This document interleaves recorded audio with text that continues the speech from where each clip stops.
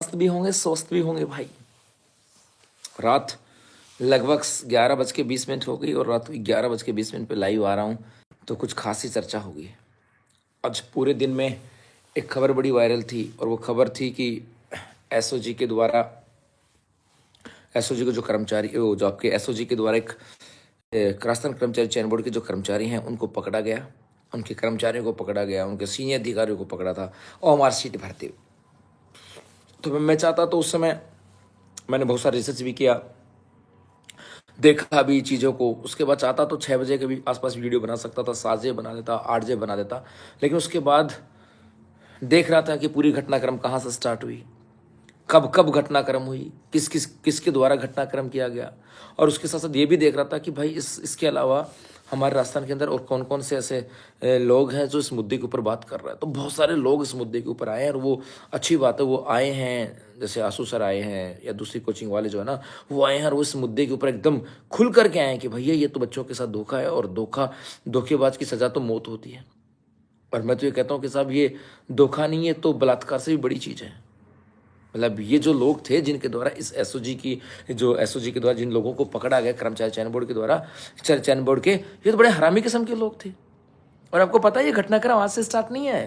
यदि आपको लगता हो ना कि घटनाक्रम अभी से स्टार्ट हुआ है, थोड़े दिन से हुआ सर, पहले तो ऐसा कुछ था ही नहीं सर, अभी स्टार्ट हुआ है ना, ऐसा है। नहीं नहीं भैया, राजस्थान कर्मचारी चयन बोर्ड का गठन किया गया था वर्ष 2014 के अंदर। और एग्जैक्ट ये बता रहा हूँ कि ये पूरा का पूरा घटनाक्रम 2014 से स्टार्ट है। बस ये पोल थोड़ी सी लेट की खुल रही है, लेकिन ये पक्की बात है यदि 2014 से आप उठा के उनको लटका करके, उल्टा लटका करके उनके जूत मारो ना, तो पूरी पोल खोल देंगे साहब। लेकिन अब डंडा कौन मारे भाई, उनको उल्टा लटका के डंडा कौन मारे? क्योंकि भैया उस समय से लेकर के आज तक कांग्रेस भी सरकार में रह चुकी है और बीजेपी भी सरकार में रह चुकी है। और ये दोनों सरकार में रह चुकी है और दोनों ने ऐसा काम किया है, तो डंडा कौन मारे भाई? डंडा या तो कांग्रेस मारे या डंडा मारे बीजेपी। और सरकार में तो दोनों रही हुए हैं, सरकार में तो दोनों रही हैं। और जो अभी जो हमारे सामने घटनाक्रम आया 2018 की घटनाक्रम की बात की जा रही है कि 2018 के अंदर कृषि एग्रीकल्चर सुपरवाइजर की बात करें और दूसरे जो अन्य एग्जाम्स हैं उन एग्जामों के अंदर एक घपला हुआ है। जब उन एग्जामों में घपला हुआ है तो आपको लगता है कि जिन्होंने उस समय घपला किया होगा और उनको ये लत लगी होगी, पैसों की लालच लगा होगा कि भैया ओ मार्कशीट भरने से इतना पैसा आ रहा है तो क्यों नहीं भरे। मैं दाद दूंगा किरोलाल मीणा जी को। किरोलाल मीणा जी इतने दिनों से एक आरएस की टॉपर की मार्कशीट लेकर घूम रहे थे कि भैया मार्कशीट भरी गई है, फर्जी है, फर्जी है, फर्जी है, लेकिन कुछ सुनवाई नहीं कर रहा था। लेकिन भाई उस आदमी ने हिम्मत नहीं आ रही और एकदम यूं खड़ा रहा। और उसके बाद में आपको पता है, जब ये सरकार आई कांग्रेस, जब बीजेपी सरकार आई और बीजेपी सरकार ने जब चुनावी वादे थे उस समय कहा था कि जब हमारी सरकार आएगी तो हम कांग्रेस सरकार के दौर में जितने भी पेपर लीक हुए थे सब कुछ घटाकर उसको पकड़ेंगे, क्योंकि लास्ट कांग्रेस सरकार में दबा के तो पेपर लीक हुआ। और जिन कर्मचारियों के द्वारा 2018 के अंदर कृषि सुपरवाइजर का यदि पेपर में गड़बड़ की गई होगी, उन्होंने उसके बाद में 19 में भी गड़बड़ की है, 20 में भी गड़बड़ की है, 21 में भी की है, 22 में भी की है, 23 में की है। इस बीजेपी सरकार ने कहा कि हम उनको पकड़ेंगे और खास करके एसआई भर्ती परीक्षा को मुद्दा बनाया। और आपको पता है एसआई भर्ती परीक्षा का उसके बाद में हमारे यहाँ एसओजी का गठन किया गया और एसओजी के गठन करने के बाद में उसके चेयरपर्सन बनाए गए आपके वीके सिंह जी को। और वीके सिंह जी को पावर दिया गया कि आप पकड़ के लेके आओ। अब वैसे ही वीके सिंह जी को पावर दिया गया, वो जब पकड़ने गए तो धरातल तक चले गए। और जब एसआई भर्ती परीक्षा का कांड आया तो पता लगा इसमें तो बीजेपी वाले भी इन्वॉल्व है, कांग्रेस वाले इन्वॉल्व है। तो उस वीके सिंह जी को रिटायर ही कर दिया, उसको ट्रांसफर ही कर दिया और कर्मचारी चयन बोर्ड और आरपीसी के घपलों को दबाया गया। मतलब हम सोचे कि ये सरकार भली है, बिल्कुल नहीं भैया। वीके सिंह जी के द्वारा जब घपले पकड़े जा रहे थे उस समय सरकार ने कहा, और वो वीके सिंह सुनता था और नहीं किसी की। उन्होंने कहा मुझे पावर है, मैं तो आईएएस अधिकारी हूं, मैं तो भैया मैं तो मेरी ईमानदारी से काम करूंगा। ईमानदारी से काम करने वालों को सुनता कौन है? तो भाई जी उसको ट्रांसफर ही कर दिया गया वीके सिंह का कि ना तेरे डिपार्टमेंट ही चेंज कर देते हैं। लेकिन जाते जाते वीके सिंह ने 2-4 काम अच्छे कर दिए थे। उन्होंने 2018 की ये जो घटनाक्रम खुला ना, ये वीके सिंह जी का खुला हुआ है। आपको क्या लगता है इस बीजेपी सरकार ने खोला है? ना भैया, ये बीजेपी सरकार तो उन घपलों को दबाने में थी। पर्ची की सरकार है भजनलाल शर्मा की, है ना, और ये दबाने में चक्कर में थे। इनका कुछ नहीं किया धरा। आज ये एसओजी अपना वो ले रही है, क्रेडिट ले रही है। नहीं भैया, उस वीके सिंह जी के द्वारा उस समय 2018 की भर्ती परीक्षा के ऊपर एफआईआर दर्ज की गई थी। और पूरे सबूत इकट्ठे किए गए थे, तब जाकर के जब पोल खुलने लगी थी तब वीके सिंह जी को ट्रांसफर किया गया था। तो ये उस समय वीके सिंह के द्वारा एफआईआर दर्ज करवाई गई थी, पूरे डाटा जो डॉक्यूमेंट्स थे उनको निकाला गया था और वो सबमिट करवाए गए थे, तब जाकर के ये एसोजेनिस रिपोर्ट को जारी किया है, नहीं तो ना। और एग्जैक्ट सी बता रहा हूं, ये घटनाक्रम 2014 से स्टार्ट है ओमआर सीट भरने का।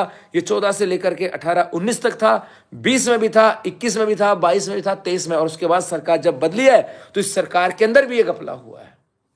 आपको क्या लगता है जो आपके जो फोर्थ ग्रेड के अंदर मेरिट गई, यूं गई होगी क्या? एक पढ़ने वाला बच्चा 60% करके आया होगा, 65% करके आया होगा। जहां नेगेटिव मार्किंग थी वहां 1/3 करके नेगेटिव मार्किंग थी, वहां पर बच्चे की मेरिट 65 से ज्यादा नहीं जाती। लेकिन ये तो 65 करके आ गए। लेकिन कर्मचारी चयन बोर्ड के अध्यक्ष महोदय, कौन किसकी बात कर रहा हूं मैं? आलोक राज जी ट्विटर पे तो बड़ा एक्टिव रहते हैं, लेकिन इनकी ऑफिस में क्या हो रहा है, ऑफिस में ओमआर सीट भरी जा रही है, वो भाई को पता ही नहीं है। आलोक राज जी क्यों ट्विटर पे तो आप कभी भी मैसेज कर दो, आलोक राज जी ऐसा है, भाई आएगा कूदता नहीं महोदय, हम तो ये चाहते हैं। अरे महोदय के बच्चे, तेरे वहां हो क्या रहा, तेरे को पता तो है क्या? तो भाई साहब वहां पर ये जो अभी ये फोर्थ ग्रेड वाले में यही हुआ, बच्चा 65% था, लेकिन अब कर्मचारी चयन बोर्ड वाले अपने नंबर कहां से लेकर के आए? तो उन्होंने अपने वालों के भर दिए 70, 72, 73, तब मैट गई है। फोर्थ ग्रेड इस ओमआर सीट के अत्थे चढ़ी है, पटवार चढ़ी है, वीडियो चढ़ी है। और ये रीट भर्ती परीक्षा के अंदर ये जो पेपर आया है ना, इसका रीजन भी यही कारण है, क्योंकि मैट ज्यादा जाने लग गई। मैट जा कहां रही थी? ओमआर सीट भरी जा रही थी, मैट जा रही थी। अब लोगों के मन में डर कैसे बनाया जाए? तो उन्होंने कहा एक ऐसा पेपर बनाओ कि लोग 40 से ज्यादा न करके आए, ताकि हम अपने रिश्तेदारों को या जिनसे पैसे खाएं उनके 45-50 भर देंगे, सिलेक्शन हो जाए। ये जो थर्ड ग्रेड भर्ती परीक्षा है, इसके अंदर भी ओमआर भरने की सेटिंग हुई है, ये भी कह सकता हूं मैं। मतलब थर्ड ग्रेड भर्ती परीक्षा में ओमआर भरने की सेटिंग हुई है। इसके अलावा आपके फोर्थ ग्रेड ओमआर भरने की सेटिंग में गई है, पटवार गई है, वीडियो गई है, पुलिस कांस्टेबल गई है, सबके सब भर्ती ओमआर सीट भर्ती परीक्षा में गई है। और इसके अंदर जो एम्प्लॉय पकड़े गए थे उनका जितना योगदान है उतना ही यहाँ के इसके अध्यक्ष का भी योगदान है। किसी ऑफिस में क्या हो रहा है अध्यक्ष को नहीं पता लगे? ऐसा हो सकता है कि मेरे घर में क्या हो रहा है मुझे नहीं पता लगे? अपने पिताजी को सब पता होता है कि बेटा क्या कर रहा होता है। क्या इनको नहीं पता था क्या? सब पता था। क्या सरकार को नहीं पता था क्या? सब पता था। लेकिन भैया सरकार को भी क्या चाहिए? पैसा। और पैसा किससे ले? बेरोजगार से। तो मेरे भाई यदि नहीं जगे ना, आज भी यदि इस बार नहीं जगे, खुद की आवाज खुद को उठानी पड़ेगी। इस बार भी नहीं जगे ना, तो फिर मान के चलो कि पढ़ना बंद कर देना। उन्हीं का सिलेक्शन होगा जिनकी ओमआर सीट भरी जाएगी। मैंने आज शाम को क्लास में कहा था कि बेटा हमें तो पूरा भरना पड़ेगा, हमारी ओमआर तो हमें भरनी पड़ेगी, कि हमारी सेटिंग तो नहीं है। हमारे पास सेटिंग तो नहीं है ओमआर भरने की, लेकिन हमारे पास सड़कों पे आने की सेटिंग तो है साहब। इतना अंदर इतना खून उबाल तो मार रहा कि सड़कों पे आ जाए। तो मेरे भाई जो बच्चा मुझे देख रहा है और सुन रहा है ना, ये इस बार यदि नहीं जागे ना अपने हक के लिए, बहुत सारे लोगों ने वीडियो बनाए हैं, अच्छी बातें बनाए। मैं चाहूंगा कि सब लोग इस बार एक इकट्ठे होकर के इस बार इस सड़क पे नहीं आए ना, तो इस बार नहीं आए, ये मौका गया तो फिर मौका गया। एक बार पहल होनी चाहिए, क्योंकि ये तो पक्की बात है। ये जो लोग है ना, ये जो आपको लगता है ये जो उमर सीट भरी होगी ये शरीफ है ना, ये बलात्कारियों से भी हरामी किस्म के लोग हैं, कुत्ते किस्म के हैं। इनका पेट नहीं भर रहा, रोटी खाने से इनका पेट नहीं भरता। इनको हाथी की लीद खानी चाहिए। भाई एक आम आदमी का पेट तो खाना खाने से भर जाता है, लेकिन इनमें लालच इतनी आ गई, इनका पेट नहीं भरा, हाथी की लीद खा लो ना तुम। मतलब इन्होंने ऐसा माहौल खराब कर दिया कि राजस्थान के अंदर एक युवा जो पढ़ रहा था, मेहनत कर रहा था, बेचारा फ्रस्ट्रेट हो चुका है।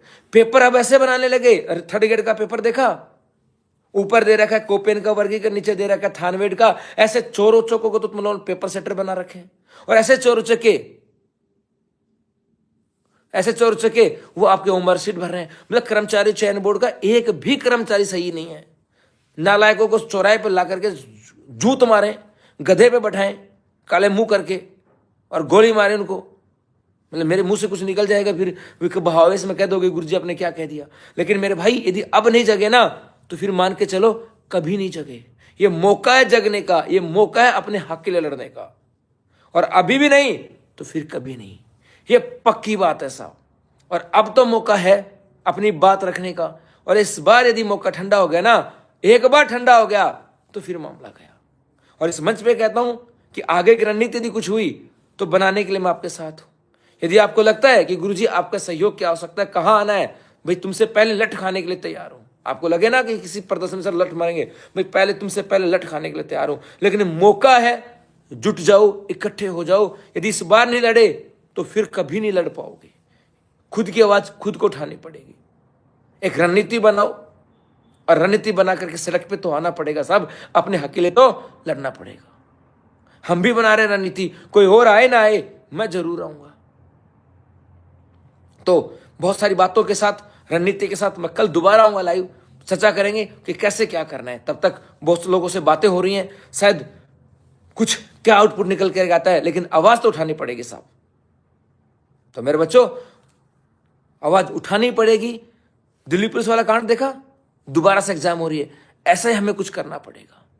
तो कल मिलते हैं कुछ नई बातों के साथ, कुछ नई रणनीति के साथ, देखते हैं तब तक कुछ होता है क्या। लेकिन हाँ, रणनीति तो बनाएंगे, ये पक्की बात है। बस आपको साथ देने की जरूरत है। यदि आप साथ हो तो बहुत कुछ हो जाएगा साहब। मिलते हैं कल। शुभ रात्रि।